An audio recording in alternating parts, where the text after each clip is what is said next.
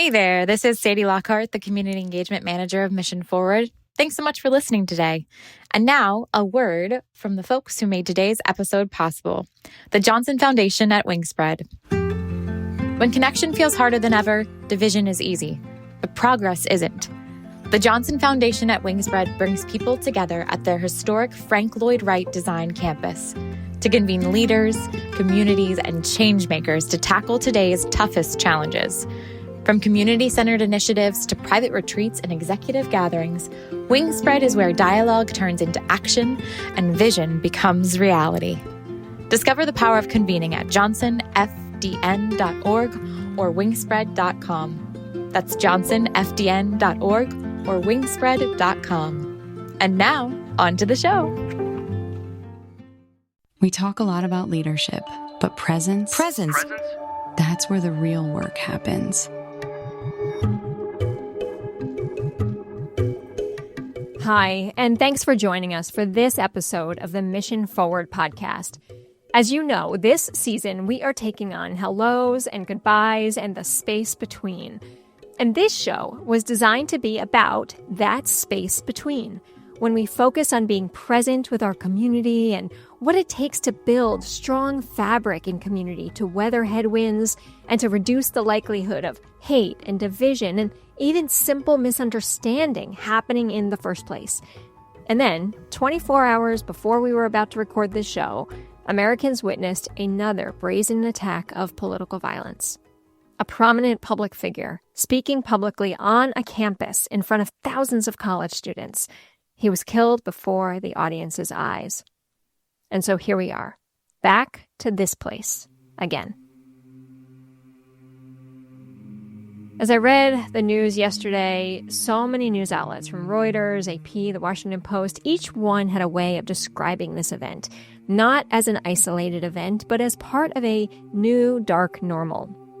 One that signals an escalation of political violence that many experts have been warning us about. With rising incidents targeting public figures, with threats amplified on social media, with increasing rhetoric, a shrinking middle ground, where in the world do we go from here? Well, our guest today wrote a path that might give us a clue into how to answer such a question. Rich Harwood is the founder and president of the Harwood Institute for Public Innovation.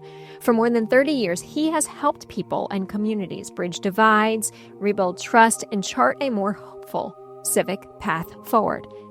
Rich's most recent book, The New Civic Path, Restoring Our Belief in One Another and Our Nation, offers a roadmap for confronting the brokenness of our politics and renewing civic life from the ground up. So that's what we're here to explore today. You will not want to miss a moment of this conversation. Rich, welcome to the show. Carrie, it's so good to be with you. Thanks for having me. We are going to get to hope because that's where I know you live and it's where I like to live too. But we are maybe not going to start there. We're going to start with the harsh reality of the moment we're in, right? So in a moment where it is hard to find the words on what to say and how to express how we're feeling, I'm going to ask you to help us do that. Because I suspect there's not many people better than you to help answer that question, as someone who has literally written the book on how to restore our belief in one another. What does this moment demand of us, right? How are you processing what moment we are in? I think we're in a moment where there's a lot of noise and confusion. There's a sense of uncertainty. We have replaced a sense of decency at times with cruelty and capricious acts. We have replaced humility, which I think is critical right now, with hubris and certitude. We have made politics a contact sport in a sense, and yet, Carrie, so I am going to start with hope, in the sense because as bad as things are, as confusing as they are, as fearful as people are in the country, as exhausted as we all are, myself included, there is still so much goodness in this country. When I work in communities all across America, what I find are folks who want to come together and create a new path forward. What I find are so many good things that people are creating together.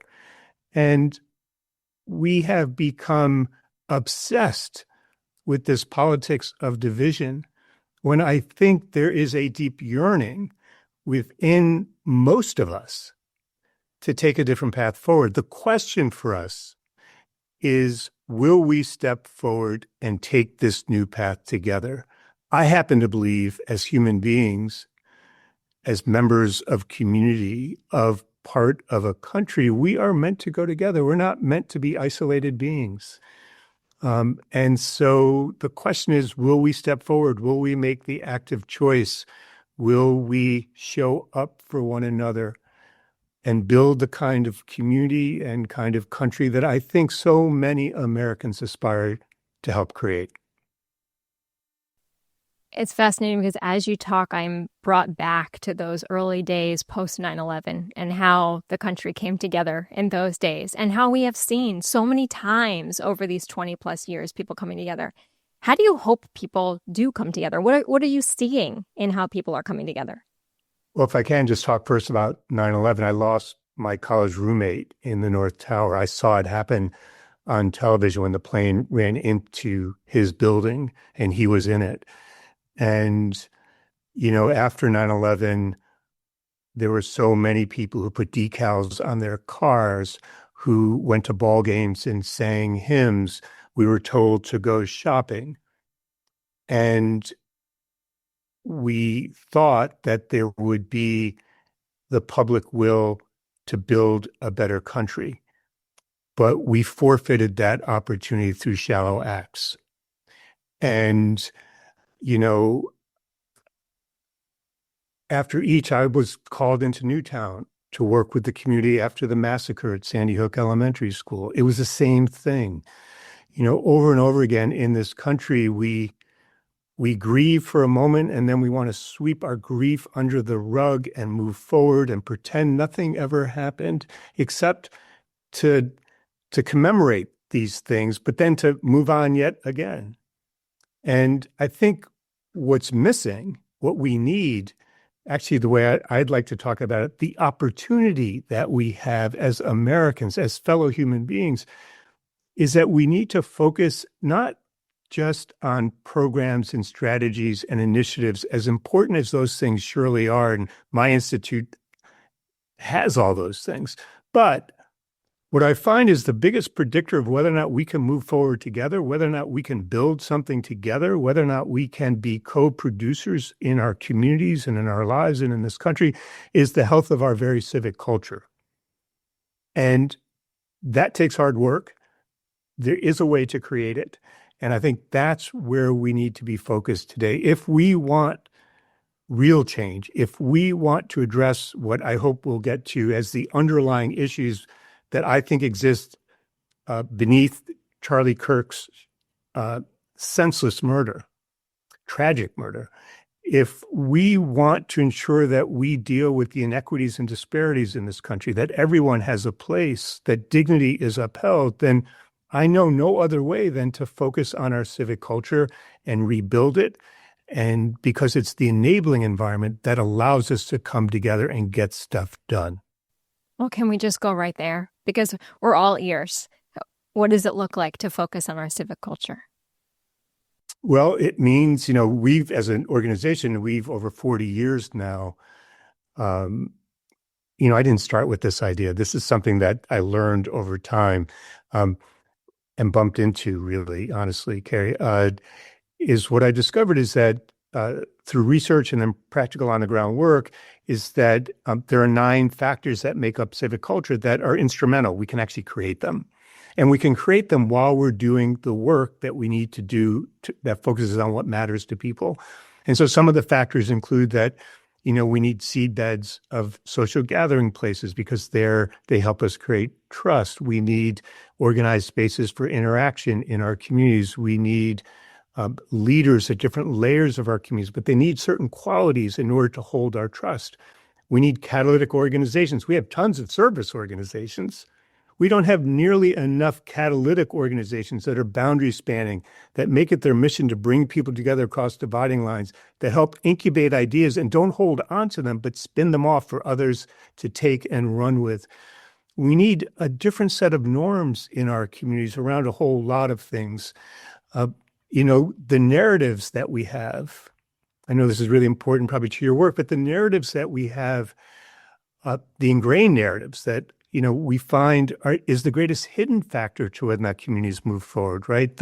Because they shape our mindset and our attitudes and our behaviors, our sense of possibility. And right now in America, we pass along ingrained negative narratives to one another. And the question is, what does it take to create positive can-do narratives that are authentic and not simply hyped up? And so there are 9 of these factors. We've been working with communities, and in some of the hardest hit places, they've regenerated their civic culture and in the process created transformational systemic change on a whole lot of things that matter to people, like education. I'm not asking people to not do strategies. I'm not asking them to not worry about programs or initiatives. What I am saying is, if you want to have the impact in those things that you really care about, if you really want to be effective, if you really believe that we have an obligation to be stewards of the funding that is invested in our efforts, which I know a lot of your listeners are concerned about, then we sure as hell better focus on civic culture if we want to get the results we want. And last point, you've mentioned hope a couple of times. I'm not simply interested in impact. At the core of this, the reason why I do this is because I want people to believe that tomorrow can be better than today for them. Or in other words of saying that is that they have a belief that things can get better. They have a sense of authentic hope. And I think that's the currency of life. That's the currency of community. That's the currency of being a human being. We all want hope, regardless of where we start in the journey. And right now, we're real good at creating false hope. We're not nearly as good as we need to be at creating authentic hope. I love that phrasing that you use in the book, authentic hope versus false hope. And as you were just speaking, I shared a post with some of my colleagues today of the beautiful sky. And I said, on a day like this, when we all feel a little off balance, it helps to look up. It helps to remember that the sun rose yesterday and the sun will rise tomorrow too. And one step in front of the other, we can keep navigating through this together. Joy will come in the morning, right? That's what we're taught. Right. But together is such an essential part of that, because the isolation that we are facing, and many leaders tell me that in these moments of great crisis, they feel more alone than ever. And so that togetherness really matters. So let's pick up on the civic culture that you were just talking about, and I'll make a link back to something else that I just read. I want to get your take on. So I'm sure you're probably familiar with Anand Haridas and his work, and he had a piece, an essay reflecting on this most recent political attack, and he talked about, here's what he said: what America is living through is not just disagreement, division, polarization. It is above all swelling civic contempt. And that was such an interesting phrase, right? Disagreement, division, polarization, they're in the territory of I think this way, you think that way. But civic contempt is different. It brings in attitudes of dismissal, and it imagines that it's not worth doing anything about the time we're in. Whereas your frame requires just the opposite. Yeah, well, both can coexist. But I happen to think that the challenge we face, people keep wanting to frame this as political polarization. First of all, I think there's something else going on. I think there's fight or flight going on, which I think is different than polarization. That said, I actually think the dilemma is cultural and human. We lack a sense of belonging. We don't feel part of something larger than ourselves. There's fundamental mistrust. There's an epidemic of loneliness when we're more connected today than at any other point in civilization. There is a lack of belief that we have any agency in our lives. This goes way beyond politics. This goes way beyond our discourse. This is fundamental to who we are as a people and who we seek to become, and what the path is to manifest our deepest aspirations about what we can create together. And that's why I think this new Civic Path is so important. It's why I wrote the book, because I don't think we simply need to fix politics. I think that's a symptom of something larger. I think we need to get on a civic path that begins in our local communities, because it's there, Carrie, as you know well, that we can turn outward toward one another and see and hear one another, uphold each other's dignity, and understand what's in front of us. It's where, amid our real differences, we can figure out what we can agree on. We're so practiced at saying what we're against. Except I think so many of us as human beings really want to talk about what we're for, but there's no opportunity. So I think we need to do that. And I think it needs to be outside of a political agenda and more focused on what matters to us in our daily lives. There, I think there is an emerging new American agenda, which perhaps we could talk about. I think in addition, we're not going to talk our way out of this. And I fear that there are too many people in my field who simply want to hold forums. And, God bless them, I'm not coming. Not endless forums, because I think we need to get in motion and we need to build together. It's by building together that we rediscover that we can make a difference, that we have individual and shared agency, that you and I and others have talents that we've somehow forgotten about. It's if we have amnesia, that we begin to recognize our shared humanity. And then last thing on this new civic path is, so much of the change, this goes back to the leaders who are so tired and exhausted that you were just talking about. In my work, what I find over and over again is that the change that we are creating is invisible to us. We're so hunkered down. We're so busy doing the work. We're so exhausted by it. We're fighting with our own allies half the time. And we're told by funders that we're only allowed to talk about our results at the end when we've hit all the metrics. I don't know any journey in life that actually ends, any journey worthwhile that actually ends, and the context in which we work is continually changing. So the question for me is, how can we look up and make visible what is now invisible to us of the progress we're making along the way, not simply because we want to celebrate, as important as that is, but because it connects us back to our mission. It gives us a sense of possibility and hope. It actually, when we spread these stories to others and they're real, the good, the bad, and the ugly, they engender belief. Much like a really good parable, like the Good Samaritan parable, we begin to see ourselves in these stories, and they implicate us in doing so. And we begin to see that we could be one of these actors. And it gives us a sense of belief that while we can't solve everything, we can make a difference and make a dent. And so that's why I think this new civic path is so important. It restores our sense of connection. It restores our sense of belonging. It gives us a sense of agency. It uplifts our spirit. It tells us, yes, tomorrow, there may be joy in the morning, but we're not creating all the change we want by the morning. But there can be joy. We can take a step forward. We can make a difference. We can go together. One of the folks that I've had on the show and who I have really come to admire and lean on in these times is Dr. John Paul Lederach, who's a peace builder. And what you just shared is a bit of how he talks about spider networks, this idea of weaving people together and thinking about the community you exist in and just thinking one step out and one step out and one step out until you really started to connect an entire community versus thinking, I'm on one end, let me go try to connect with the person on the farthest possible other end and see if we can connect, because it probably won't work very well.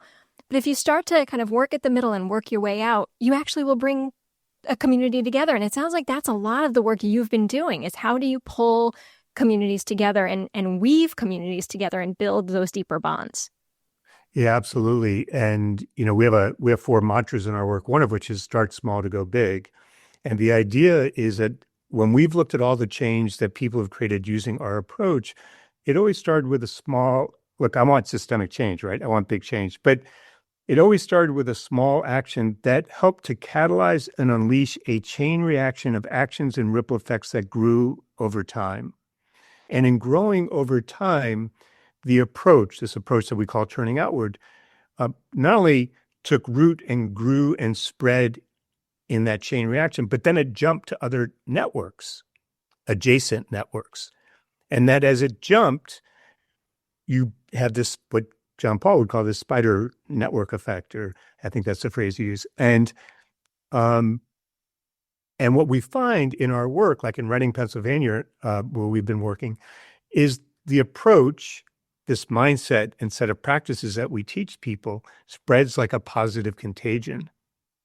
It's not pushed on the community, it's pulled in by the community because people see that it works. It changes how we do things together. And by the very process of engaging in the work, it engenders belief and hope. It doesn't solve all the problems. That's a false promise. It engenders belief and hope that we can keep going and keep making a dent and do it together. And that's what I find people want more than anything right now. I want to go back to a comment you made a few moments ago about one of the things we need in terms of the different elements you were speaking about. And you said there's not enough people doing this work, I think is the way you talked about it. There's not enough organizations who are bringing people together and bridging. Why not? I mean, it feels like we need that so badly. Is it that there's not enough funding for it? Is it that there's not enough people trained on it? Why not? I think it's a combination of things. I was just in Ohio talking to some organizations about this.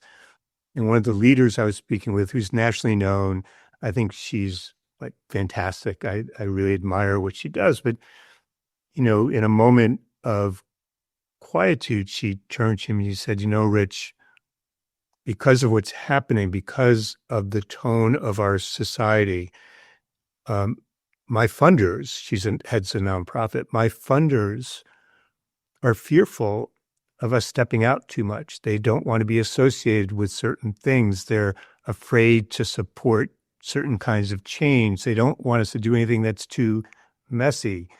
And my partners are afraid to step forward because they're afraid of losing their funding and what people might say about what they're doing. And so all of a sudden, you've got this condition where everyone's hunkered down, and which turns into kind of like a prisoner's dilemma.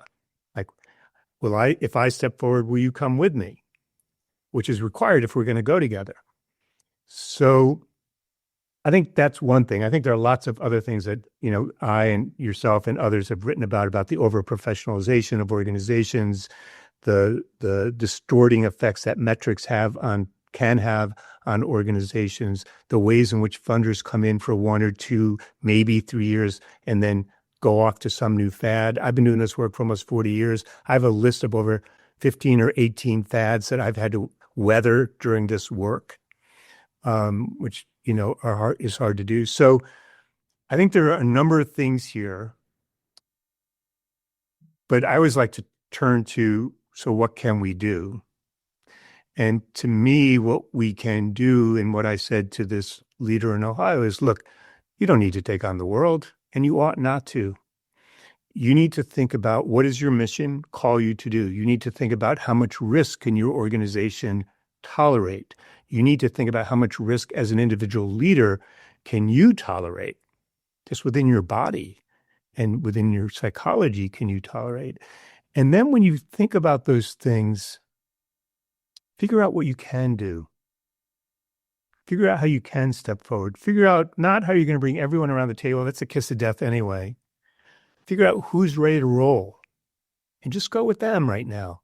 But always keep the door open to others and keep reaching back and circling back and engaging others. And what I know from my work now is that eventually, as a funder in Reading, Pennsylvania said to me, who didn't want to fund the initiative initially, 3 years later, I said, so what do you think? She said, it worked. And I said, well, why do you think it worked? She said, because people love success. They want to be part of something that makes a difference. This is making a difference. But it took 3 years for all these people to come and join the effort over time. And so, in my faith, like a lot of faiths, there's a teaching, if you save one life, you save the world. And I often think about, well, why do they teach us that? It's not true. But I think they teach it to us because it means that if you save one life, you've made a declaration that others matter.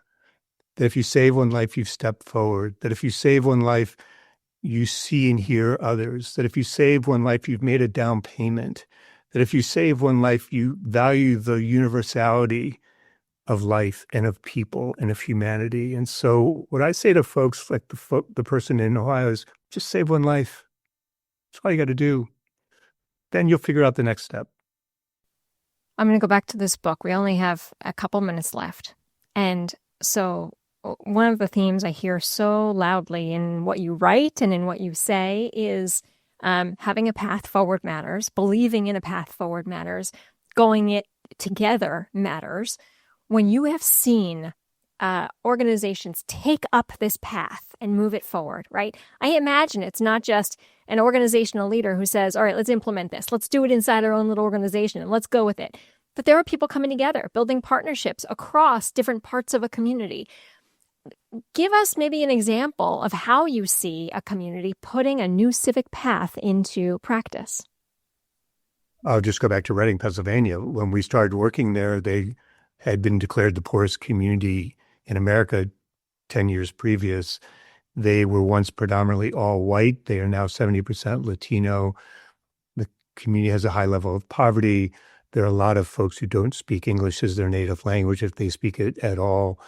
The community is very divided by neighborhood because people come from a lot of different countries. There was a lack of shared purpose, and there were what I would call negative norms of interaction and working together.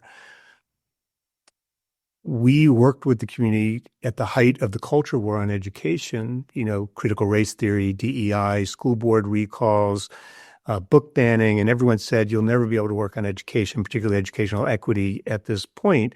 And yet the community did come together and create a community-led, community-driven education agenda that never once focused on culture wars, but focused on things that matter to people, like English as a second language, after-school activities, early childhood education, having teachers who look like the community, and so forth. There were 9 points. Then people said, well, you'll never be able to create any action.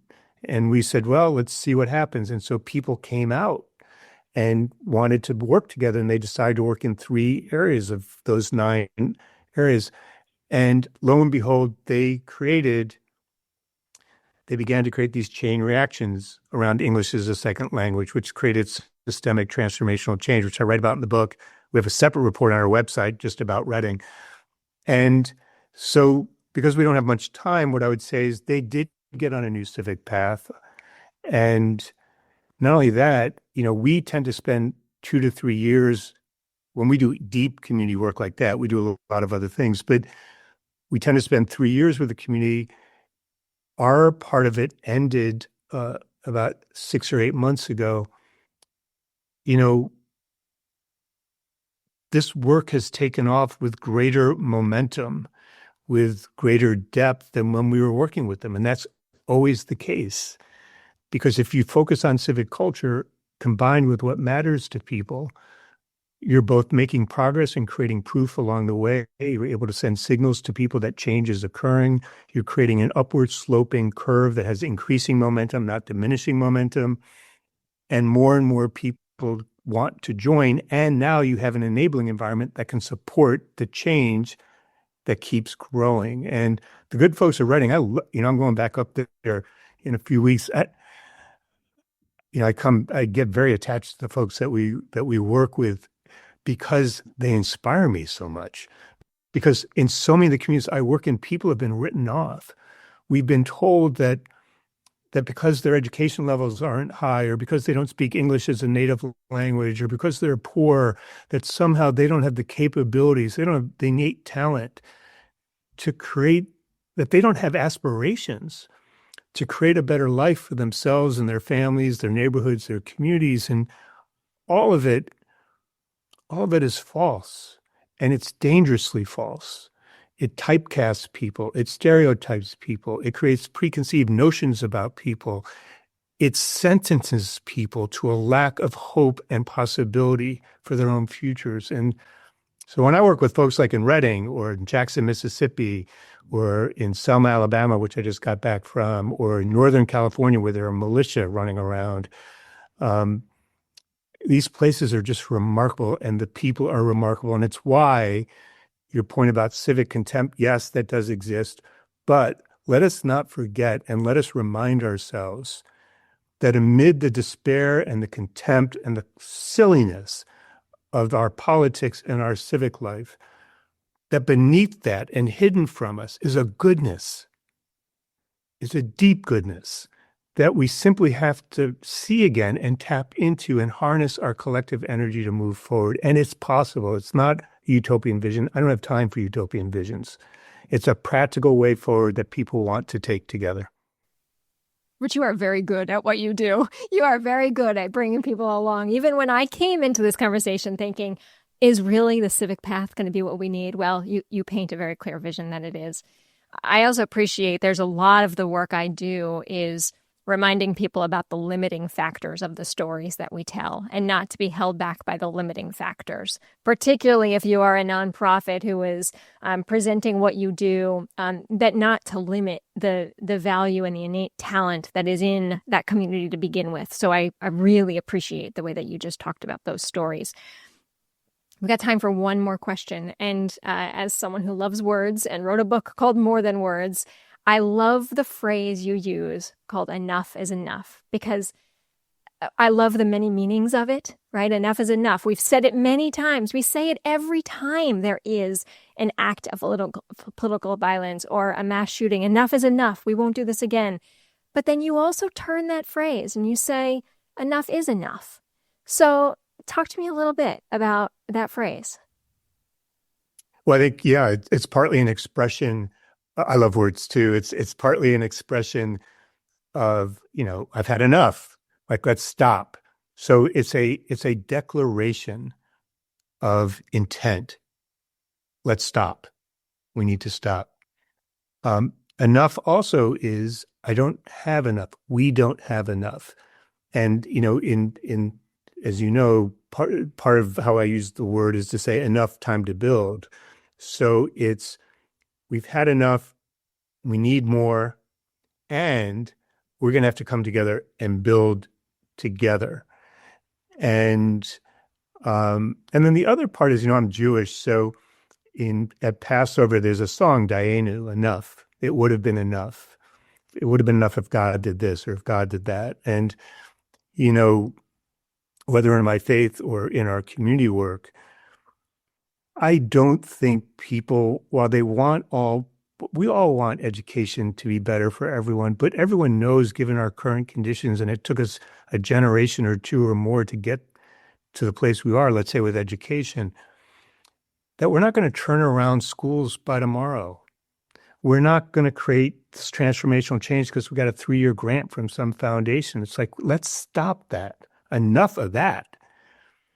And Dayenu, it would be enough if we made some progress, and the progress was real and it was tangible and I could see it and I could believe in it, and it would propel me to go the next step with others, or it would propel me to hand off the baton to someone else because it's their turn now and I have enough humility to realize I'm not going on the whole journey. And that's a different mindset. It's kind of like an abundance mindset, but I think of it as, honestly, Carrie, I think of it as, let's get real with ourselves. Like, if you really care about kids, if you really care about the environment, if you care about people in Flint having safe drinking water where I did work, if you care about the 20 kids who were gunned down in Newtown, Connecticut, where I did work, if you care about Selma, Alabama, which I just got back from, which people visit to walk over the bridge but don't invest in the community, then let's get real. Let's get some stuff done, and let's give people some real hope to live by. Enough. Well, let's stop there because we have to get out and do some work. And I am going to be just in such appreciation, Rich, for many, many days. This will stick with me, particularly in this moment, because I came into this conversation feeling at a loss. And I am leaving this conversation feeling renewed direction and hope and an understanding of the power of civic engagement and the civic work that you have done that has made such an impact in so many communities. So thank you for kind of giving new perspective and new focus and sharing your wisdom with us today here on Mission Forward. Thank you so much for having me.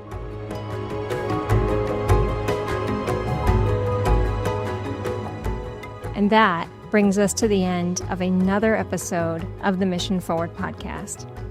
There is so much in that conversation that I am sitting with. And the words that I wrote down that I'll repeat right now, tomorrow can be better. We can believe that. We don't have to believe the limiting stories about where we are, what's holding us back, and what our future can look like. Because there is a new civic path, as Rich Harwood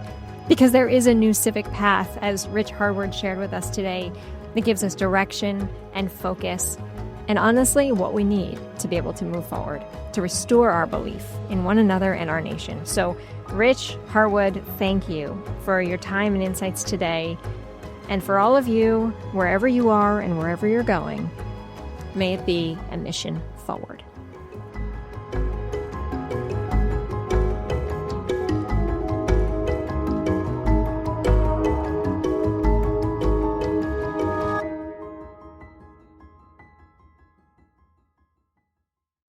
Thank you for listening today. And now a quick word from our sponsor, Positively Partners. Nonprofit leaders, when it comes to your organization's impact, the sky is the limit. But has HR become a limitation? As a leader in nonprofit HR solutions, our friends at Positively Partners are keeping the human in human resources with their signature service, Positively HR. Picture this: a fully outsourced HR provider who understands your unique needs and acts as an extension of your mission-driven team, freeing up your team's time and talent to focus on, you guessed it, moving your mission forward. With a 100% renewal rate among current clients and 95% of requests resolved within 24 hours, Positively HR saves you time, money, and compliance headaches. Let Positively HR lead on human resources so you can lead your mission forward.